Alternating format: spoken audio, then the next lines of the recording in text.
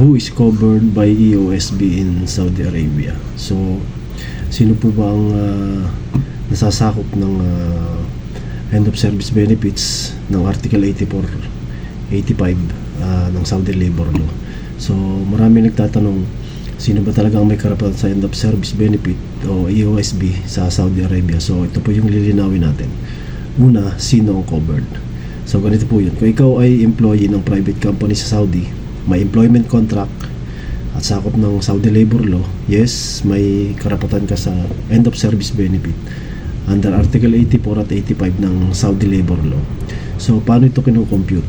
So, ganito po yan. Ang first 5 years mo ay computed as half month ng kung magkano ang iyong salary.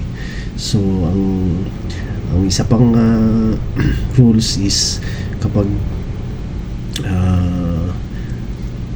5 years, after 5 years is 1 month salary. Pero may rules po yan, depende kung resigned o terminated ka. So dyan po pumapasok yung end of service benefits na 1/3, 2/3 at saka yung full benefits. So ngayon, ang importanteng tanong is, kasama ba ang mga domestic helper o mga house servants? So sa Article 84 and 85, hindi po sila kasama.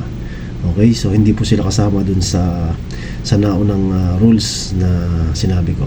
So ang domestic workers tulad ng housemaid, driver, nanny, gardener ay hindi sakop ng Saudi Labor Law, kaya hindi sila covered ng Article 84 and 85.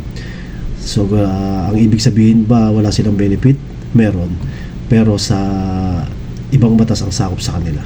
Under domestic workers regulations ng MHRSD at MOSANED, hindi under ng labor law ng Saudi Labor Law Article 84-85 EOSB.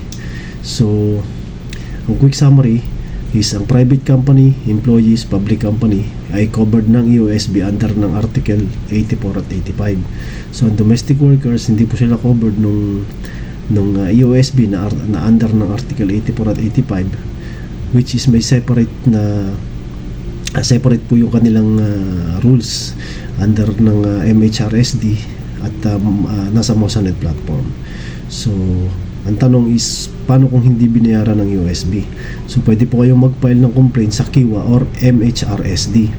Official channels lang, wag po sa social media. So, disclaimer, itong content na to is for general information only based on Saudi Labor Law and MHRSD guidelines. Hindi po ito legal advice. Ang application po is nagbabago, depende sa inyong kontrata at sa inyong kaso. So, for official concerns, contact niyo po yung MHRSD or gamit po kayo ng Kiwa platform.